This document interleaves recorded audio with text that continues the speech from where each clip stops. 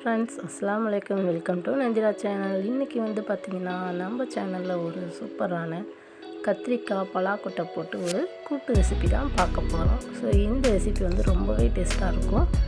கண்டிப்பாக இந்த video use பண்ணாமல் பாருங்கள். வாங்க ரெசிபி எப்படி பண்ணலாங்கிறத வீடியோக்குள்ளே போய் பார்க்கலாம். அதுக்கு முன்னாடி நம்ம சேனலை நீங்கள் சப்ஸ்கிரைப் பண்ணிவிட்டு பக்கத்தில் இருக்க பெல் ஐக்கானையும் கிளிக் பண்ணி வச்சுக்கோங்க. நான் வந்து பார்த்திங்கன்னா ஃபஸ்ட்டு ஒரு கடாயில் ஆயில் விட்டுக்கிறேன். எண்ணெய் வந்து நல்லா சூடாகட்டும்.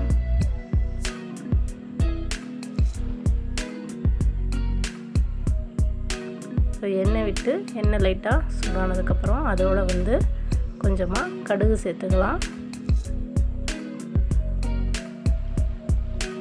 கடுகு பொரிஞ்சிருச்சு. இதோட ஒரு 2 வெங்காயம் கொஞ்சமாக கருவேப்பிலை சேர்த்து வதக்கிக்கிறேன். வெங்காயம் வந்து ஓரளவுக்கு நல்லா வதங்கட்டும். அதோட ஒரு பெரிய தக்காளி கட் பண்ணி வச்சுருந்தேன், அதையும் நான் சேர்த்துக்கிறேன். தக்காளி சேர்த்து நல்லா வதக்கிக்கலாம்.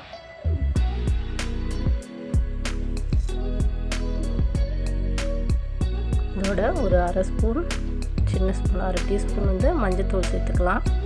மஞ்சத்தூள் சேர்த்தும் போது வெங்காயம் தக்காளி வந்து சீக்கிரம் வதங்கிடும். ஸோ அதுக்காக தான் மஞ்சத்தூள் சேர்த்துக்கிறோம்.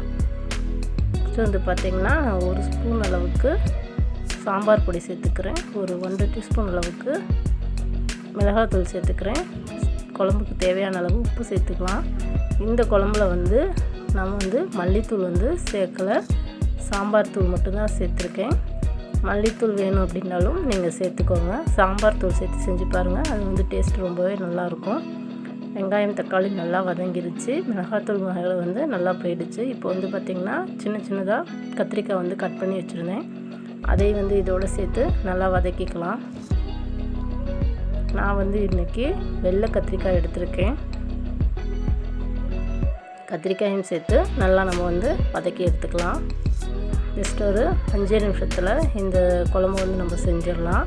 இது வந்து சாதத்துக்கு மட்டும் இல்லை, இட்லி தோசைக்குமே ரொம்ப நல்லாயிருக்கும். சப்பாத்திக்கு கூட வச்சு சாப்பிட்லாம், ரொம்ப டேஸ்ட்டாக இருக்கும். இதோட வந்து பார்த்திங்கன்னா ஒரு 10 பலாக்கொட்டை வந்து வச்சுருந்தேன். ஸோ அதையும் இதோடு நம்ம சேர்த்துக்கலாம். பலாக்கொட்டை சேர்த்து வந்து இந்த மாதிரி கூட்டு வைக்கும்போது அது டேஸ்ட்டு இன்னும் கொஞ்சம் வந்து என்ஹான்ஸ் பண்ணி கொடுக்கும். ஸோ அதுக்காக தான் பலாக்கொட்டை சேர்த்துக்கிட்டேன்.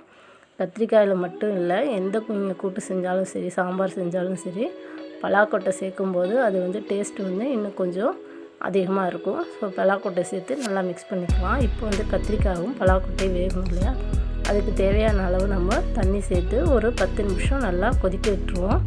ஒரு 10 நிமிஷம் வந்து நல்லா மூடி கத்திரிக்காய் வந்து வேகட்டும்.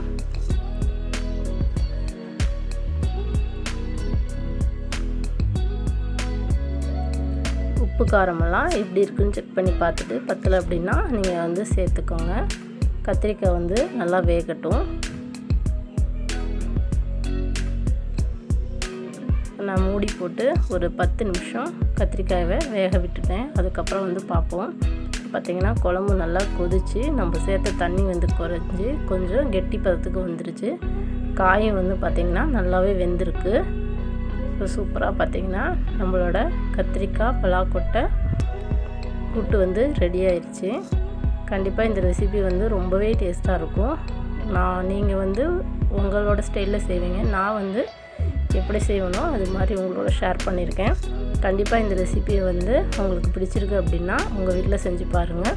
செஞ்சு பார்த்துட்டு எப்படி இருக்குன்னு மறக்காமல் என்னோட ஷேர் பண்ணிக்கோங்க. இந்த வீடியோ பிடிச்சிருக்குன்னா வீடியோக்கு ஒரு லைக் பண்ணிவிட்டு, நம்ம சேனலை நீங்கள் இப்போ தான் ஃபஸ்ட் டைமாக பார்க்குறீங்கன்னா வீடியோவுக்கு கீழே இருக்கிற சப்ஸ்கிரைப் பட்டனை கிளிக் பண்ணி சப்ஸ்கிரைப் பண்ணிக்கோங்க. பக்கத்தில் இருக்க பெல் ஐக்கானையும் கிளிக் பண்ணி ஆளுங்கிற ஆப்ஷனை கொடுத்து வச்சுக்கோங்க. அப்போ தான் நான் போகிற எல்லா வீடியோஸும் உங்களுக்கு வரும். நன்றி, வணக்கம். நெக்ஸ்ட் வீடியோவில் பார்ப்போம்.